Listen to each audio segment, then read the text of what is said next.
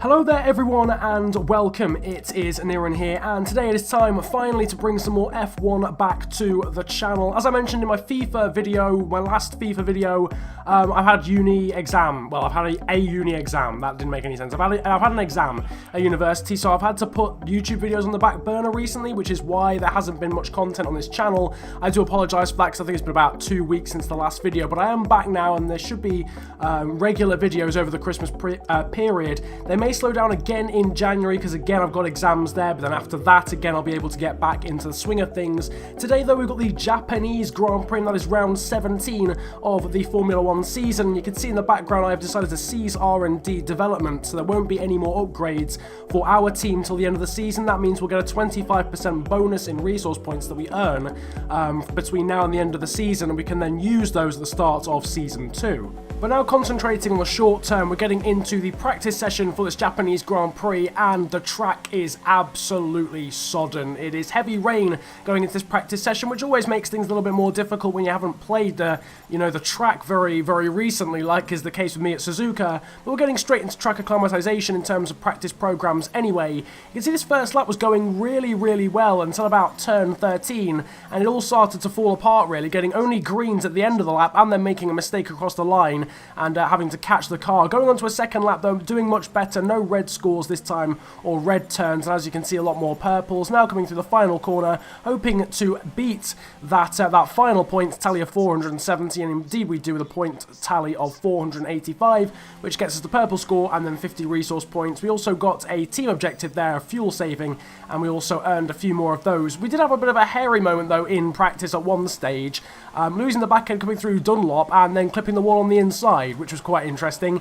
We've not had many crashes in practice. I think the only other one we've had was in Bahrain, but this was a very interesting one. It seemed like quite a cool crash as well. Nevertheless, we did manage to get through practice unscathed. I've not really been too bothered about resource points recently, so I don't think we ended up doing qualifying pace or tyre management. Nevertheless, the qualifying goals are the usual: qualifying 13th or higher, beating our rival, which is Kimi Raikkonen at the moment, and also of course beating our teammate Kevin Magnussen. We'll have to see whether we can do those things in qualifying by heading over to the report of Saturday, the qualifying report.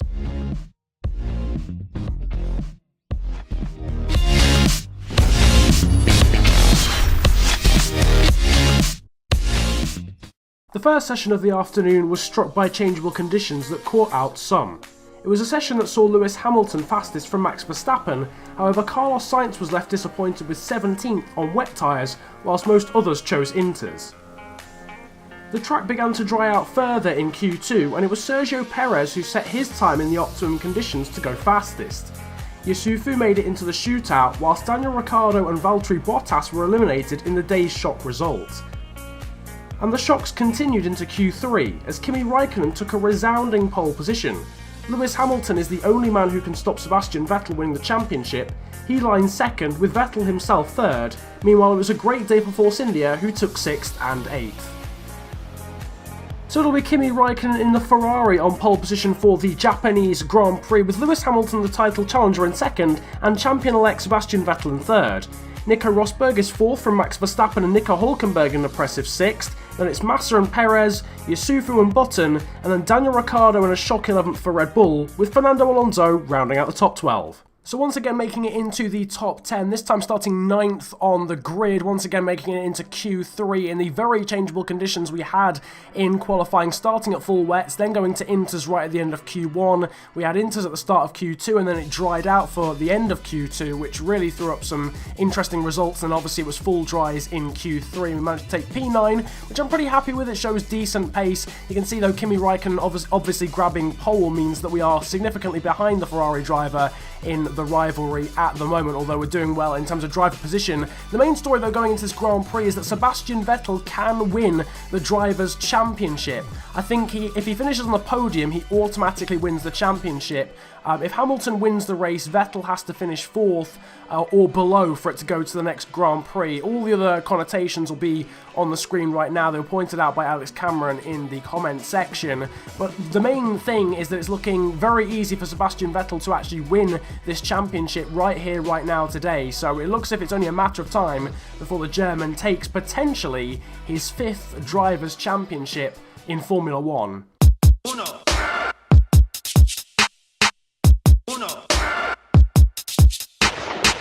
Yo, you might see Gunfingers when I come in the place of light. You might see Gunfingers when I come in the place of light. Tell them don't go down there, you'll hit. Tell them don't come round there, you'll hit. Nevertheless, it is now time to focus on ourselves as the lights are starting to illuminate for round number 17 of the Formula 1 season. The lights are now out and we are underway for the Japanese Grand Prix. Sergio Perez to our right hand side. Ricciardo gets a much better start off 11th off the grid. Down towards turn 1, we do hold on to P9. Someone's gone wide. It's Lewis Hamilton. He's been collected by Sergio Perez. And the only man that can stop Sebastian Vettel winning this championship is out at turn 1. Massive accident between the Mercedes driver and the Force India of Sergio Perez. And that already surely has gifted Sebastian Vettel the championship. It's all but done. Lewis Hamilton had to beat Vettel by a significant amount of points. And obviously he can't do that when he's on the Grand Prix anymore. It was all caused by him being caught in between his teammate and Sebastian Vettel. It pushed him out wide through turn 1 and then came back onto the racing line, and Perez just clobbered him, ripped off his front right wheel. And that was all really caused, to be quite honest with you, by Nico Rosberg being far too optimistic, trying to make it 3 abreast into turn 1. Vettel was on the outside, Hamilton caught in the middle, and then comes back onto the racing line and is wiped out by Sergio Perez. And the most anticlimactic circumstances possible, Sebastian Vettel surely is already crowned as the Formula 1 champion for 2016, which means we just have to focus on our own race instead of seeing how things are going for the championship battle. You might have noticed, the eagle-eyed amongst you may have noticed that we've actually got some front wing damage to our front left end fence, and that was caused by running into the back of Felipe Massa when the virtual safety car for that turn 1 accident came out. Unfortunately, the Brazilian did actually brake check us and we ran into the back of him. There's moves being made though into 130R at the moment. That's Fernando Alonso coming under pressure from Daniel Ricciardo, and the soft tyre shod Ricciardo has managed to get past Alonso on those mediums and up into P8. We though are struggling with a lack of downforce at the moment due to that front wing damage. Meanwhile, onto lap 2, the Red Bull of Max Verstappen is currently in P3.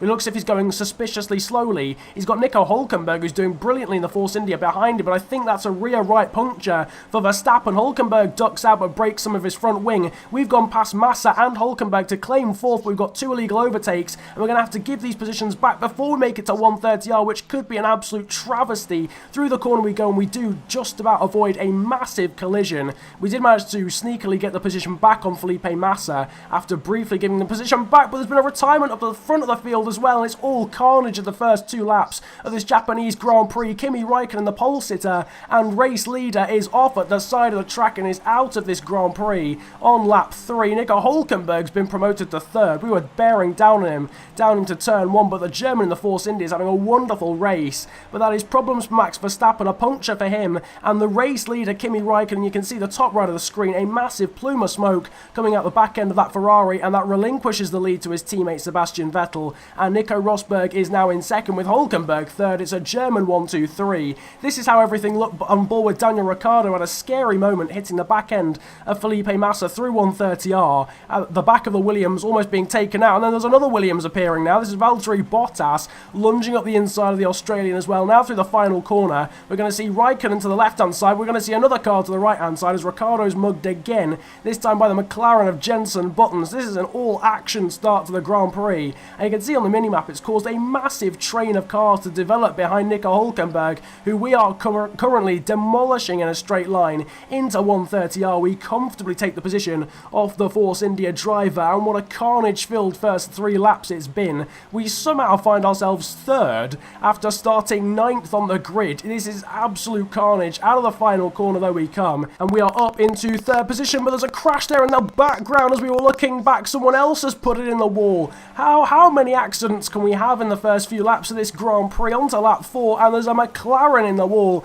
It's Jenson Button who's gone wide through the final corner, got onto the grass, and then he's just been turned round by someone, smacked into the wall, lost his front wing, and he's lucky not to take out anyone else on the pit straight. This is absolutely ridiculous. I'm barely getting a chance to breathe at the moment because of all the action that's going on. It's Daniel Ricciardo who has turned round Jenson Button. He's got tagged on the back end of the McLaren, and he's spun him round onto lap 5, and our tyres are going off massively. Valtteri Bottas on the mediums, who's currently hitting a wonder strategy at the moment on the the slower tyres and up into 3rd place after a mistake from us at Spoon. We're getting back in the slipstream of him and trying to make a move into 130R, but that Williams is so quick in a straight line that it's basically impossible. The tyres have gone off massively, these options, and we're running wide through 130R and locking up. Behind us, the other Renault, Kevin Magnussen's making a move on Carlos Sainz. They've gone wide. There's a collision between himself and the Sauber, and Naz is in the wall. Magnussen spinning across the track, and Grosjean and Wehrlein have been collected, and there's yet another accident in this Grand Prix.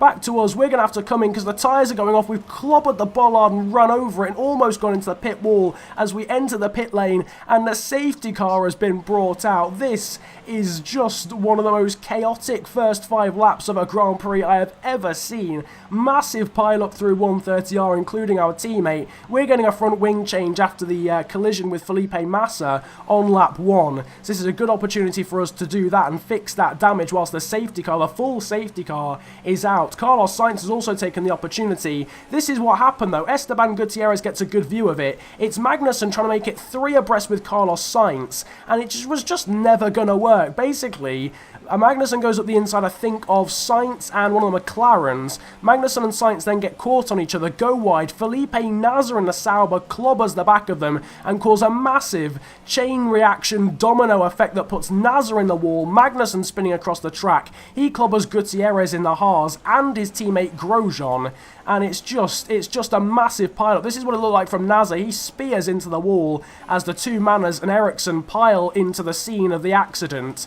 And this is what it looked like from Pascal Wehrlein. You can see Magnussen getting up on 2 wheels for a moment, and Paul Grosjean and Wehrlein don't know what's coming. Marcus Ericsson gets involved as well as Rio Haryanto. And with just a pile-up to further just compound what has been one of the craziest starts to a Grand Prix I think I've ever seen on this game. On to lap 7, we're trying to catch the safety car queue, and we're going to try and be sneaky by running around the outside of Sebastian Vettel in the Ferrari, and you can see just how much time we've gained from the timing of that safety car, because we were about 10 seconds already, 12 maybe, behind Vettel and Rosberg, due to the fact that Verstappen had that puncture, and we managed to sneak around the outside of Vettel as he came out of the pit lane under the safety car. At the moment, Alonso and Bottas, I do believe, or Alonso and Massa, sorry, are leading because they're on an alternate strategy, but they're going to have to pit soon. Alonso does pit under the safety car, but Massa is left out in P1, and we currently sit in a net P2. Sebastian Vettel's gone on to another set of softs, so he's going to have to pit again, which means Carlos Sainz in the Toro Rosso could well be sitting in a net P3. The safety car is in, and we're back to racing speed. We're back under the slipstream of Nico Rosberg and ducking out of it down towards turn 1. We have taken the lead off Nico Rosberg in that Mercedes, using Felipe Massa, who was slow because of a lack of traction, to get right onto the back of Nico Rosberg after the restart, and we have taken the lead of the Japanese Grand Prix from 9th on the grid on lap 10 after all of the accidents, all of the incidents, all of the crashes we have seen so far. We are in the lead of this Grand Prix towards the end of lap number 10, and the braking meter board was taken out in that accident, so we've completely missed our braking zone, gone across the chicane. I think it was Magnussen, our teammate, ironically, who obliterated that braking board, and as you can see, it's allowed Nico Rosberg to get a good run on us down towards turn 1, but we do just about defend it. Bottas, in the meantime, has just gone past Carlos Sainz for P3 in the Williams, and we managed to fend off Nico Rosberg down into turn 1 here on lap number 11. We've got yellow flags out again, don't quite know what's going on at the moment, but still, Nico Rosberg trying to get up the inside of us, catching us by surprise. I think we had a bit of a burst of oversteer and allowed Nico Rosberg up the inside. We just shove him to the side of the track and get that position back. Bottas and Sainz once again battling. Bottas is actually on another set of softs, so he's going to have to do an extra pit stop, I think, in this Grand Prix. And I'm struggling to catch a breath, and at the moment it looks as if I'm not going to get one whatsoever. Rio Haryanto is now out of this Grand Prix. Big collision with Daniel Ricciardo, who seemingly has been involved in every single collision in this Grand Prix. He's got caught on the back of Daniel Kvyat. They've come back onto the track, and Rio Haryanto has been clobbered. An innocent bystander in the event, but ends up out of the Grand Prix with his front left wheel missing. Marcus Ericsson once again getting caught up in carnage that he did not create. On to lap 12. This has been a war of attrition action so far. Already 3 drivers out of the Grand Prix. Valtteri Bottas and Sebastian Vettel have pitted by now because they were on the soft compound tyres and didn't really get to drive for that long on them. As you can see, Nico Rosberg trying an audacious move around the outside through 130R, but this was a good tactic to deploy actually, because that meant that he went wide through 130R and wasn't close enough to then make a move on the DRS straight down into turn 1. Meanwhile, we're on board with Marcus Ericsson, who's in P7, yet to pit. That's Fernando Alonso going up the inside of him, and that's another McLaren appearing out of nowhere. And another accident in this Grand Prix, another casualty. This time, it is the Swede Marcus Ericsson through 130R again. It is a hip and shoulder of massive proportions from Jenson Button that wipes the Swede out of the Grand Prix, and Sauber were having a very good Grand Prix. That could have potentially been their first points, but unfortunately Jenson Button was having absolutely none of it. We've gone deep into the chicane again due to lack of braking board, and it's allowed Nico Rosberg meanwhile onto lap 13 to get up the inside of us. This is so close. Onto the grass on the outside. Rosberg's going to get the run. He's got the DRS. His rear wing is open, and down towards turn 1 though, his line is massively compromised. He goes too deep and out wide onto the grass. We managed to get the switch back and take the position back. This has been breathless action so far. Daniel Kvyat sits in 3rd. Vettel with the fastest lap of the race on, I think, is a set of medium compound tyres.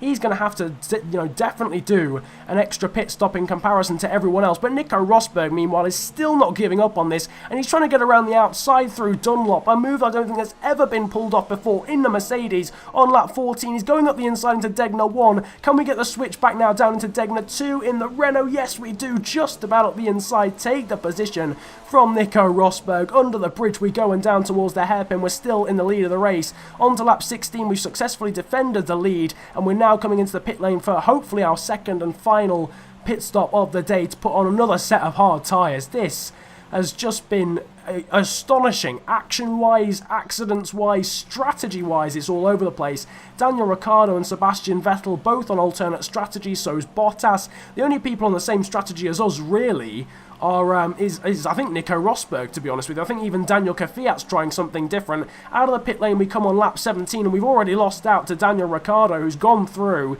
He was on mediums in the last stint, so he's got a massive undercut on us. Daniel Kvyat's behind us. This, though, is how things are playing out at the moment. Rosberg and Alonso are yet to pit in 1st and 2nd, but Rosberg should still come out in the lead of the Grand Prix. Vettel is 3rd, but has to pit again. Massa, Bottas and Ricciardo should have to pit again. Nico Hülkenberg potentially has to. It's all up in the air at the moment. It's completely all up in the air. We're up in P8 though at the moment. We've got cars in the pit lane, including Nico Rosberg, who looks as if he's going to beat us out of the pit lane, so the overcuts worked for him. Meanwhile, Daniel Kvyat's breezing past us in the Toro Rosso on those medium compound tyres. Obviously the better compound to be on at the start of a stint, and he takes P7 off us, and through he goes into that turn 1. We don't really care about that. We know that it's going to come back to us when his tyres start to go off at the end of the stint. Meanwhile, our teammate Kevin Magnussen's trying to make a move on a McLaren, but there's another McLaren coming out of the pit lane. They're like flipping, they're a dual act to these two McLarens. They wipe people out at will, but they can only do it when they're side by side. First victim was Ericsson. This time it's Magnussen, although he gets away relatively scot-free, although I think does damage his front wing, trying to make a move on, I think it was Jenson Button, as Fernando Alonso was coming out of the pit lane, and it was never going to end well. 3-1 did not go. Out of the pit lane comes Sebastian Vettel. He's pitted for the final time and is right behind us.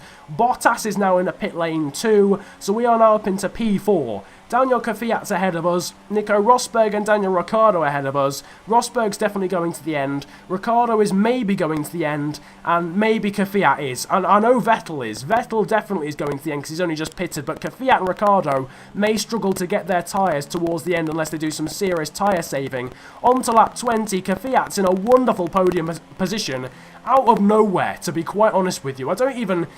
A lot of the things that have happened in this Grand Prix are a complete mystery to me. On to lap 22, we've tried to get past Kvyat a few times now. We're not quite close enough into turn 1, and this dithering and taking our time to try and get past the Russian might just cost us because we've got a very fast charging Sebastian Vettel in the Ferrari on newer hard tyres right behind us. He's in the best car on the grid, and he's got fresh tyres, and up the inside he goes, gives us the hip and shoulder on the way through. Quick barge out of the way, and he is off on his way to try and pursue and dispatch Daniel Kvyat, and we've been punished for not finishing our dinner, basically. And that looked as if it was going to cost us a chance at a podium, but you can see now that Kvyat's back up into P3. That is because Daniel Ricciardo has pitted at a P2. His hards did not go the distance, so he's had to come in, and put some softs on. Meanwhile, we've gone at the inside of Daniel Kvyat there through the final chicane, whose tyres are starting to go off. I think he's just come into the pit lane as well, and suddenly we're up into P3. The tyres have done the distance, 66% tyre wear on the front right, but that will be enough to get towards the end. Kvyat and Ricciardo not really judging the strategy very well. Fernando Alonso, they're doing a great job up in P4 on the hards. Rosberg, though, is the man in the lead. Vettel is in second. We are sat, though, in third. We've judged the strategy well. Daniel Ricciardo and Kvyat haven't particularly. They're down in 5th and 6th. Same, I think, for Valtteri Bottas, too. We go through 130R, but through the final chicane now comes Nico Rosberg. He is going to win the Grand Prix, but all eyes are on the man behind him. Sebastian Vettel knew after lap 1 that he was going to be the champion, but across the line he comes to take the 2016 Formula 1 Drivers' title in style for Ferrari. And hands up if you saw that coming at the start of the season. I don't expect to see many hands in the air, nor do I expect many people to have predicted that we would take third here at the Japanese Grand Prix. It is a third podium of the season here in Suzuka, and a very, very happy day for the Renault team. 3 different works teams on the podium, Mercedes, Ferrari and Renault, but all eyes will be on the red team, the prancing horse of Ferrari, who take the driver's title and take a big step towards the Constructors' Championship as well, though Kimi Raikkonen unfortunately retired from the race. Sebastian Vettel is the 2016 Formula 1 champion. Against all odds, really, I don't think anyone would have expected a Ferrari driver to come away with the driver's title, especially at round 17 of the season. There's still 4 more races to go. It's been dominant in the end. Nico Rosberg, though, does take the win. And after a generally astonishing Japanese Grand Prix, we take third. The amount of accidents, though, in that Grand Prix. I mean, we had the first lap accident with Hamilton, we had the pile-up at 130R, there was Verstappen's puncture, Magnussen, Ericsson, Haryanto, Button had a crash into the wall, various collisions, various incidents, and brilliant, overtaking and battling. Our battle with Nico Rosberg especially was fantastic. Had some good battling as well with Kvyat and Hülkenberg too. You can see the classification in the background. What started as such a promising day for Force India ended in only 10th and 11th, despite getting both of their cars into the top 8, and 4 retirements being Ericsson, Haryanto, Raikkonen, of course, who retired from the lead, and Lewis Hamilton, whose slim chances of the title were blown at turn 1. Vettel is confirmed the champion. Rosberg moves up to 2nd after he won and Hamilton finished without any points. Ricciardo overtakes his teammate Verstappen as well. Raikkonen 6th. We've managed to stretch away from Perez and Kvyat now, who are 8th and 9th, and it's Sainz, Alonso, Massa, Bottas, Button and Hülkenberg to round out the top 15 the Drivers' Championship at the moment. Ferrari have actually lost some ground to Mercedes in the Constructors' Championship, but still have 56 points in hand. Then it's Red Bull and Toro Rosso, McLaren jump above Force India, and then it's Renault and Williams in that ridiculously tight battle for 5th in the Constructors' Championship, which sees 4 teams being covered by 8 points only. But oh my goodness gracious me, contender the race of the season, and what it meant as well in the Drivers' Championship, our result in the race as well, an absolute classic, will go down in the history books as one of the best races you'll ever see on this channel and on this game as well. Just utterly incredible, utterly incredible Grand Prix, with thrills and spills from the outset, a new Drivers' Champion being crowned, and a podium for ourselves. Surely you have to have enjoyed that video. I don't think there is any possible way that you cannot have done. If you did, then of course feel free to smash the likes button. 70 likes on this video would be massively appreciated, which is an insane target, to be honest with you, for a channel with only 2,000 subscribers or just underneath. If you did enjoy that much and you're new to the channel, then make sure to subscribe too. Comment if you want to express just how ridiculous that Grand Prix that you've just witnessed was, because I need to flipping go and lie down. My mouth is dry, my lungs are not full, not at the capacity of air that they should be, so I just need to go down, I need to lie down and nap. But nevertheless, it has been a pleasure ranting at you guys today. Have a brilliant day, enjoy yourselves, and goodbye. I wanna say yes, yes. Hope I see you next time. Said I want to be